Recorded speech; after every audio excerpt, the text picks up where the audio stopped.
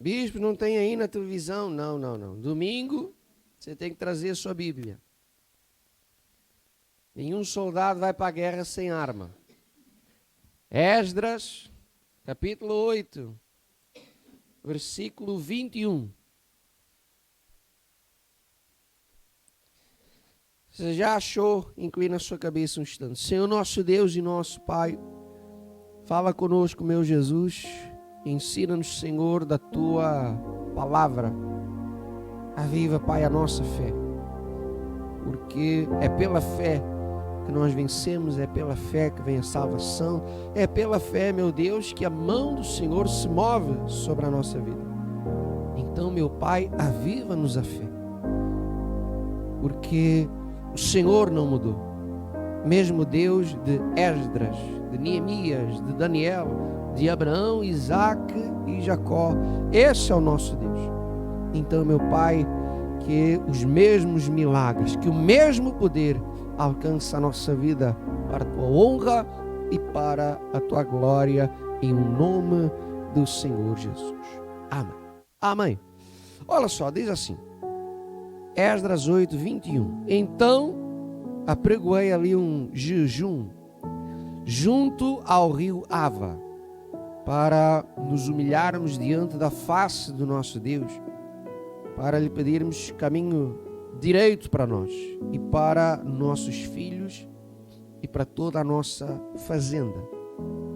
Porque me envergonhei de pedir ao rei exército e cavaleiros para nos defenderem do inimigo no caminho, porquanto tínhamos falado ao rei dizendo: a mão do nosso Deus é sobre todos os que o buscam para o bem, mas a sua força e a sua ira sobre todos os que o deixam.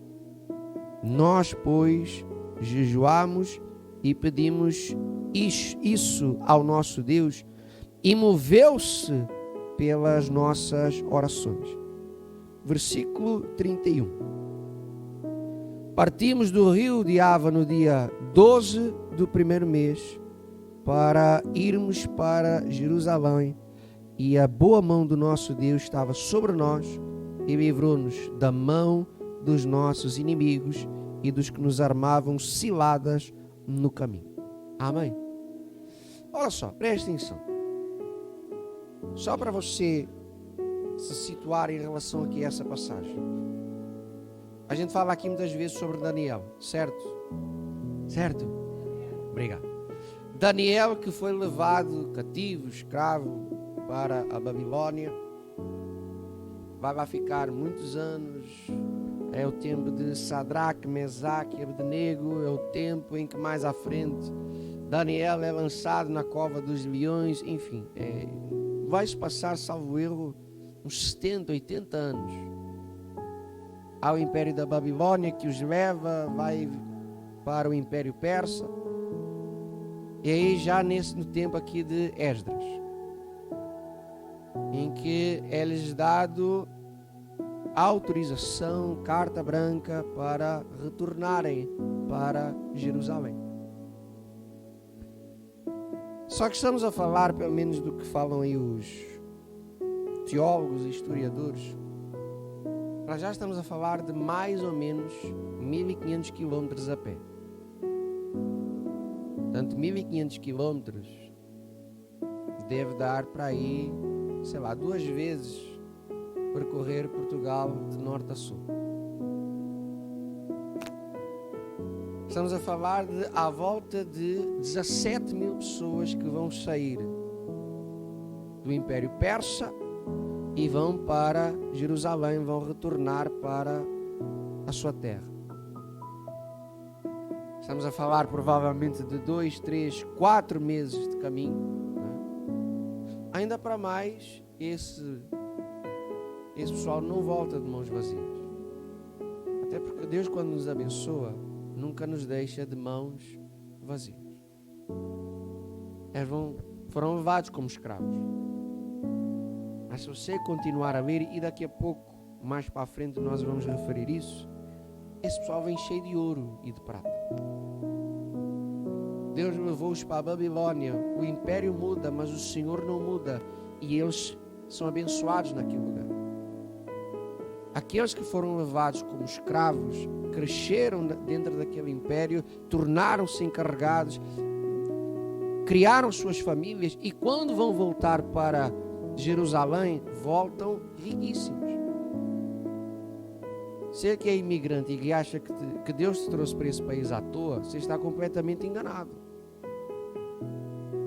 Deus te trouxe para fazer de si uma bênção. Veja, a palavra é só para o imigrante? Não, também é para quem é de cá, não é? Deus é o mesmo. Mas muitas vezes há essa ideia de que, poxa, dá certo para toda a gente, não dá certo para mim. Não, Deus não te trouxe à toa para esse país. Deus te trouxe para te fazer vencer.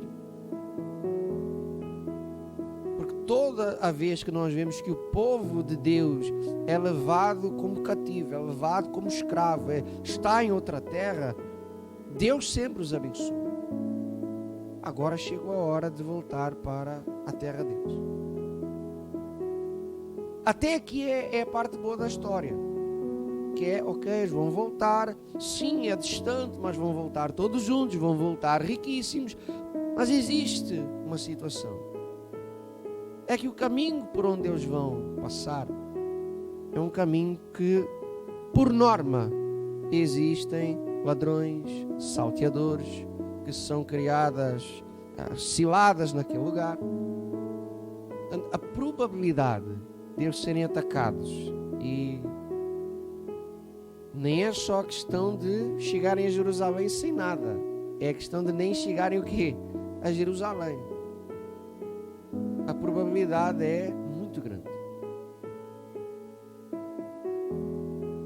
Só que Esdras, que é esses primeiros versículos que nós começamos a ler, é alguém próximo do rei e passa na cabeça dele dizer o seguinte: olha, o senhor não arranja aí um exército que vá conosco, que nos faça uma escolta até Jerusalém, porque se o exército vier conosco, os salteadores vão nos atacar? Não. Mas aí ele lembra daquilo que falou para o rei: a mão do Senhor é para com aqueles que confiam nele. A sua força e a sua ira vêm para aqueles que o deixam, mas aqueles que estão com Deus, aqueles que o buscam, pois a mão do Senhor os guarda, os protege. Aí ele pensou o quê? Quer dizer, eu falei que Deus é bom, que Deus é grande, que Deus é poderoso, e agora eu vou pedir um exército para nos proteger? Quer dizer, isso acaba por ser algo contraditório. Aí ele não, reúne todo o povo, meus amigos, vamos jejuar, vamos clamar a Deus, vamos agir a fé e Deus vai nos guardar.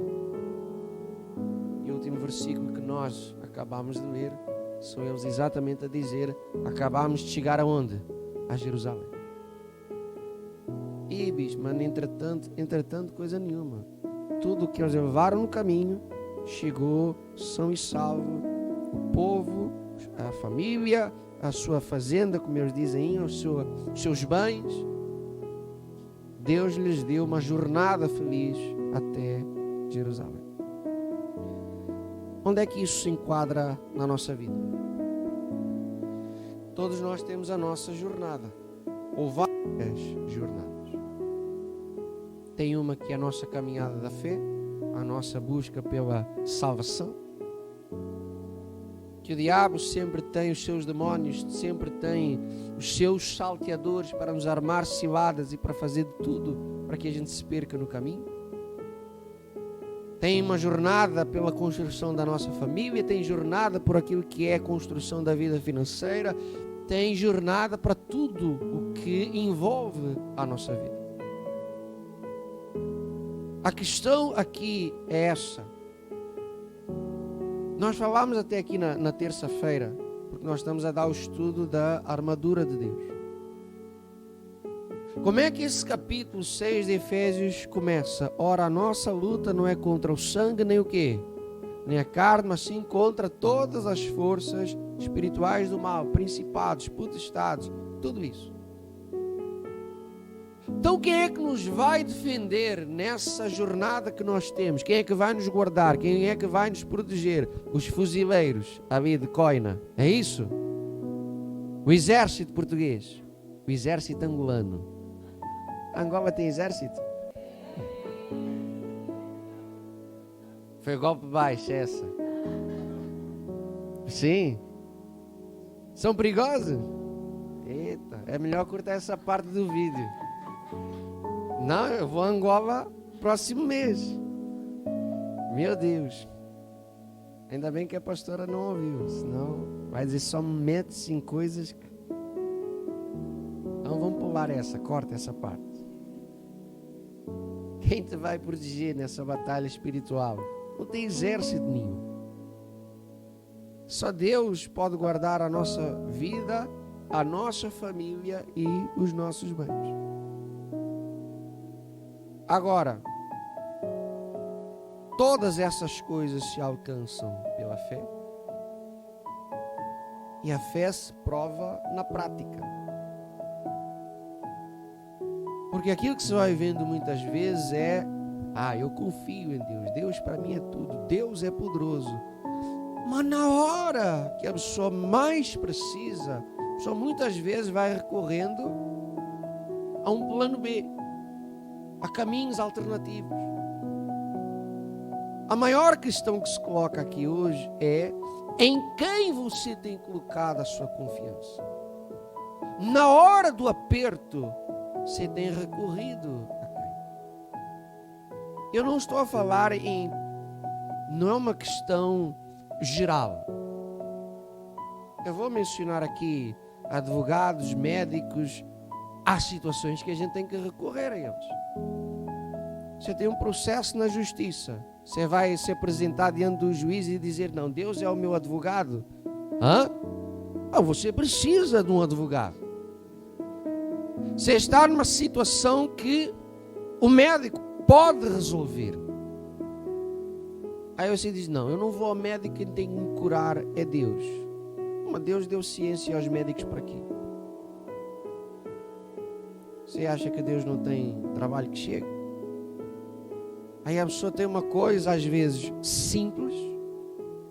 Se acaba muitas vezes por negligenciar a sua saúde, porque não, aí lá está, saímos do 8, passamos para o 80.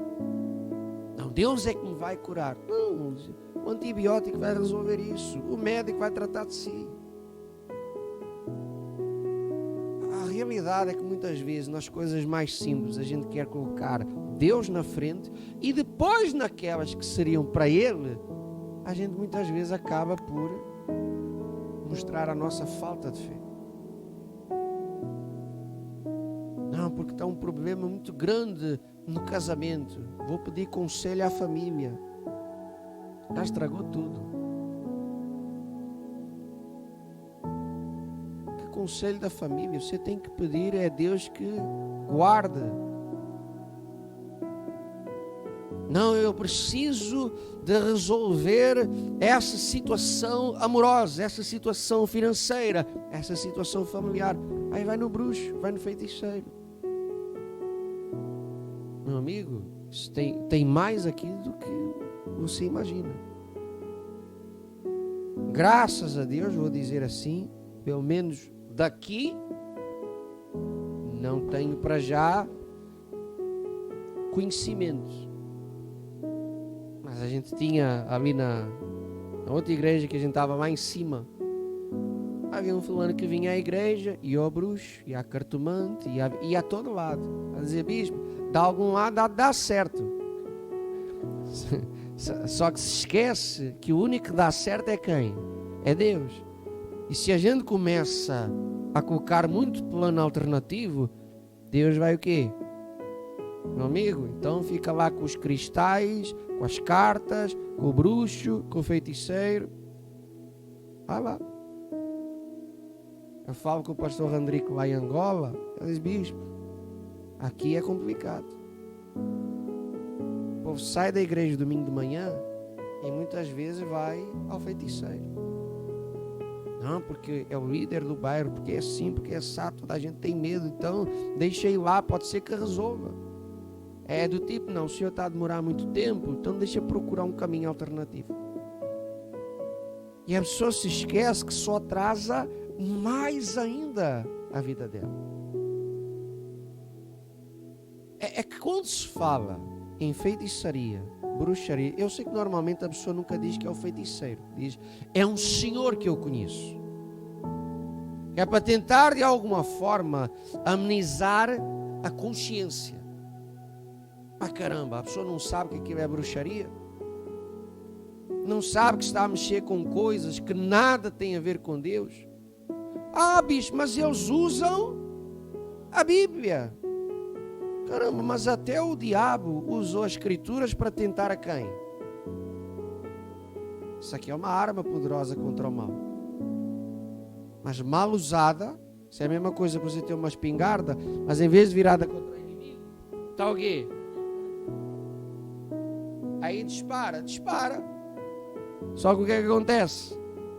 Se em vez de matar o inimigo, anda-se a ferir a si mesmo. Aí a pessoa quer vencer bruxaria, a pessoa quer se ver livre da inveja, quer resolver o problema que o diabo está a causar, usando mais o quê? Mais bruxaria, mais feitiçaria, recorrendo ao diabo também. Então não tem como dar certo. Não, bicho, mas teve alguém que foi, a vida melhorou. Meu amigo, você acha que o diabo é parvo? Te melhora agora durante um dia ou dois ou uma semana, te dá agora com uma mão para depois te arrancar o quê? Com as duas. E o diabo não pede licença. O desgraçado já vai lá e puxa com toda a força. O que eu quero que você entenda é isso. Nós não podemos simplesmente andar a dizer glória a Deus, aleluia, e na hora da luta, na hora da dificuldade, aí a gente não confia em quem? Não confia em Deus. Não, Deus é bom, mas deixa eu tentar isso. Não, Deus é o dono do ouro e da prata. Deus é aquele que prospera, mas deixa eu jogar no Euromilhões. Não, porque Deus vai me dar o Euromilhões. Você está completamente enganado. Não, vou tentar aqui esse jogo. Não é à toa que aquela coisa se chama jogos do quê? Azar. Se fosse bom, diziam que eram jogos abençoados. Jogo da bênção. Mas é assim que são caracterizados. Jogo de azar. Quando a pessoa começa a se afundar naquilo, ela prospera, ela fica completamente arruinada. Aquilo vira vício, a pessoa começa a achar que é dali que vai sair a solução para todos os seus problemas. Está na hora do povo de Deus confiar em quem? Em Deus. Você fala para a sua família que Deus é bom. Muitas vezes você apregoa para quem você conhece. Não, meu Deus é poderoso, meu Deus é vivo. Então na hora da luta, confia nele. Foi isso que Esdras fez. Poxa, falei para o rei que Deus é bom. Falei para Deus, para o rei que a mão do nosso Deus guarda, protege aqueles que o buscam. E agora eu vou chegar ao pé dele e dizer, olha, mas só assim por precaução, arranja aí soldadozinhos para ir conosco. Caramba, ou bem que a gente confia, ou bem que a gente não confia. Às vezes nós andamos a confiar mais naquilo que o ser humano pode fazer por nós do que propriamente em Deus, e o erro está aí. Não, se eu der uma gasosa, a coisa vai se resolver. Bispo, lá tem que ser assim. Será? Eu conheci alguém que andou 30 anos a dar gasosa à família, aos funcionários, para ver se resolveu o problema da documentação, e andou 30 anos ilegal. Porque a própria família recebia a gasosa e metia onde? Metia no bolso. Epa, fui roubado. Aqui é o familiar desse fulano, era roubado não sei quantas vezes. Não, é que surgiu um problema e a gente teve que usar o dinheiro que tu mandaste. Não, a gente deu àquele funcionário, mas ele agora já nem está lá. Agora tem que pagar o quê? Tem que pagar o outro. A vez que aquele homem confiou em Deus, agiu a fé, e em vez de andar a confiar no ser humano, na família, nisso, naquilo, confiou em Deus, a documentação saiu de uma vez por todas. É isso que às vezes está a faltar. Querem fazer as coisas de uma forma que às vezes nem sequer são honestas, querendo confiar. A palavra de Deus te diz: maldito o homem que confia no homem. Claro que essa palavra não tem só a ver com o homem que está à nossa frente, mas também o nosso homem, o nosso ser. Mas vai dar a mesma coisa. Tem muita gente que confia nos profetas, nesses profetas de internet. Quando o profeta cai, a pessoa o quê? Cai também. Eu confio muito na minha igreja. Você tem que confiar em quem? Em Deus. A igreja que hoje é santa, amanhã a gente não sabe. A igreja que hoje é de Deus, amanhã a gente não sabe. E se a sua confiança está na igreja, está no homem, está no pastor, está no profeta, está na... Amigo, se eles caírem, você cai junto. Agora Deus não falha. A mão do rei pode falhar, a mão do exército pode falhar, a mão do profeta pode falhar, mas a mão de Deus nunca o quê? Nunca falha. O caminho pode ser perigoso, a jornada pode até ser difícil, mas se a mão de Deus está lá, a jornada que era difícil vai ser uma jornada feliz, porque nós vamos chegar aonde temos que chegar. Nós vamos alcançar o que Deus tem preparado para nós. É tudo um mar de rosas? Não é. Mas a mão de Deus está ali para nos guardar, para nos proteger, para nos fortalecer. Então, meu amigo, para de recorrer a quem você não deve muitas vezes. Porque eu vejo pessoas a confiar em tudo e mais alguma coisa, pessoas que ao fim e ao cabo viram as costas, olha, acabam por ficar com o dinheiro, acabam por fazer tanta coisa que a pessoa pensava, agora é que é. Vai ser quando você confiar em quem? Em Deus. Deus dos milagres, Deus dos impossíveis, Deus das maravilhas, Senhor dos exércitos. Aquele que é a nossa rocha, a nossa força, o nosso escudo. Pode-se levantar um exército contra si. Está na hora da gente crer naquilo que a gente lê. Caiam 1000 ao meu lado, 10.000 à minha direita, mas a quem eu dei a gasosa vai me proteger. É isso? Ainda que eu passe pelo vale da sombra da morte, eu não temo, porque o meu pai e a minha mãe estão comigo. Tem pai e mãe que são bravos, mas no vale da sombra da morte, meu amigo, só Deus. É nisso que nós temos que começar a confiar. Aí você fica a dizer, não vai dar, é impossível, tem que fazer assim, essa forma. Tudo é possível ao que crê. É isso que a palavra de Deus te diz. Tudo posso naquele que me fortalece. Não são algumas coisas, não é só nessa área, é tudo posso. Tudo é possível. Até aquilo que nós pensamos que possa ser o mais absurdo e o mais impossível. Porque o meu familiar mudar, você mesmo já me imitou o poder de Deus. Agora sair dessa situação com essa idade, era aquilo que a gente falava sexta-feira. Para Deus nunca é tarde. Mas nós vamos colocando confiança em tanta coisa. Olha, a gente vê coisas na internet hoje em dia que, olha, voltando à semana passada, dá uma raiva santa de ver como as pessoas creem nisso e têm tanta dificuldade em confiar em quem? Em Deus. Tem um pastor agora que é o pastor da luz. Devia trabalhar para a EDP. Não, aquilo no vídeo parabéns para quem faz a edição do vídeo, porque aquilo tem mais efeitos especiais que Hollywood.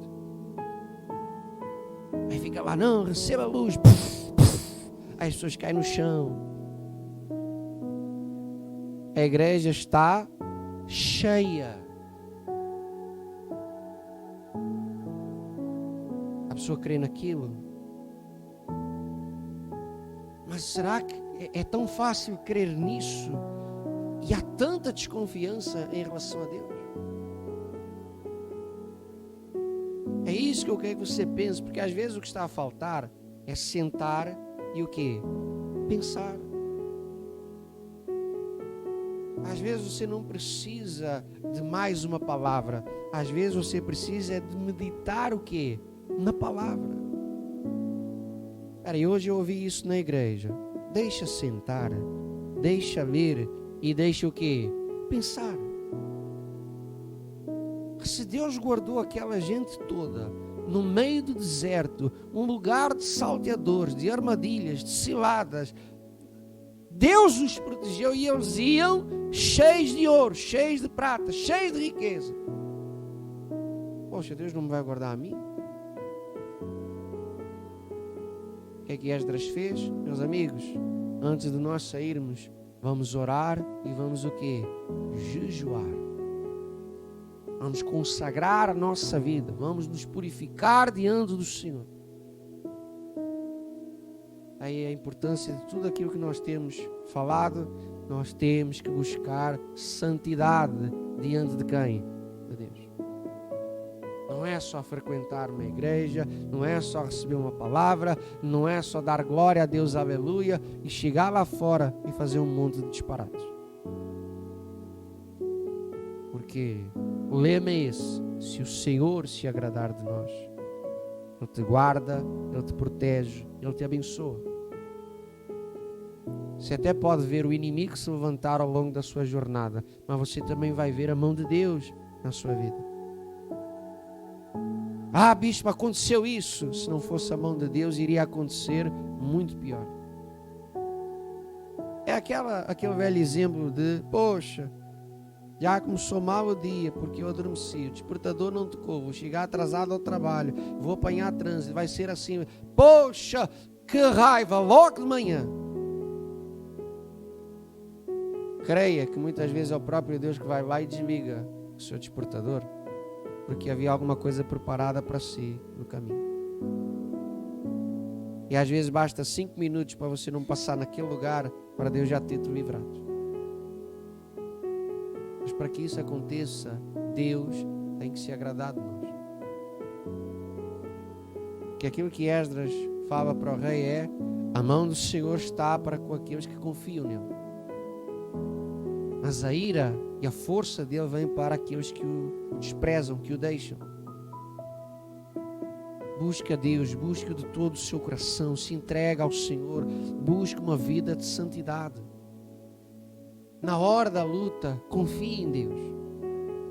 Não é o feiticeiro, não é o bruxo. Ouça, nós temos que nos dar bem com a nossa família, há que ser unidos, mas há coisas que não é a família quem vai resolver. Sentar e desabafar com o amigo que você não sabe, que muitas vezes está o quê? Apunhalar pelas costas.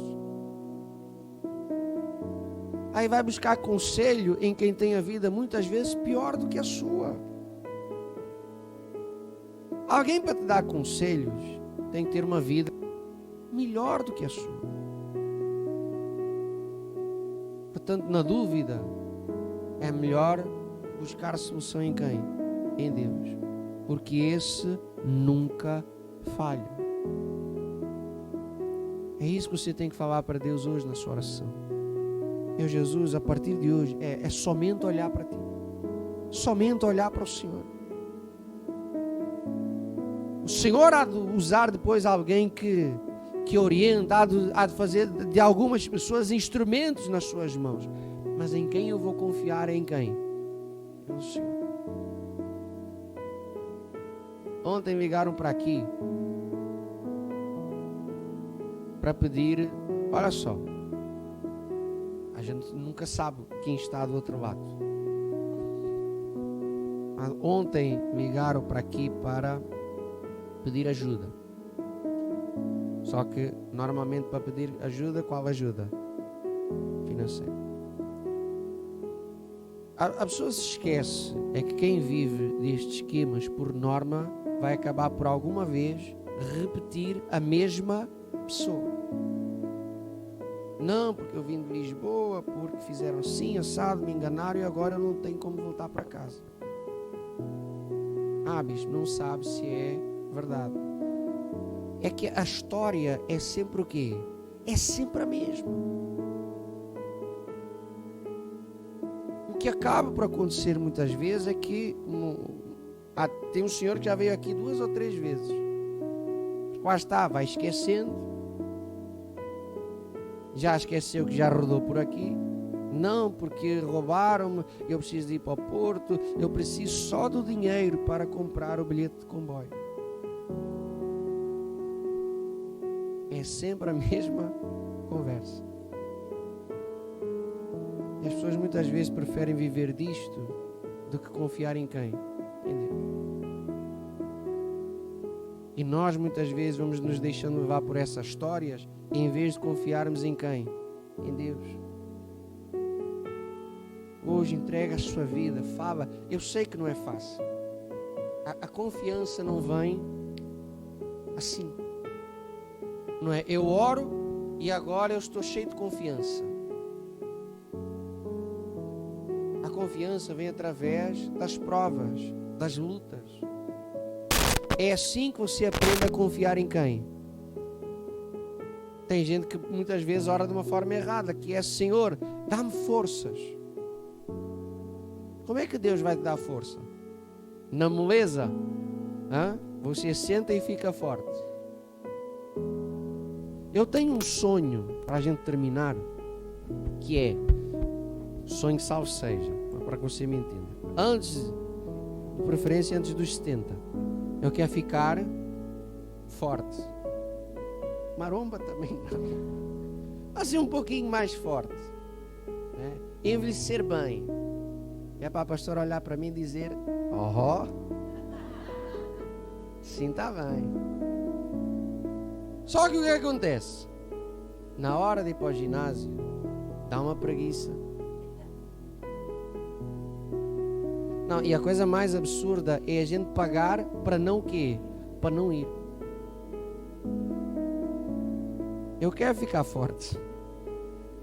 Mas vai acontecer assim? Como é que isso vai acontecer?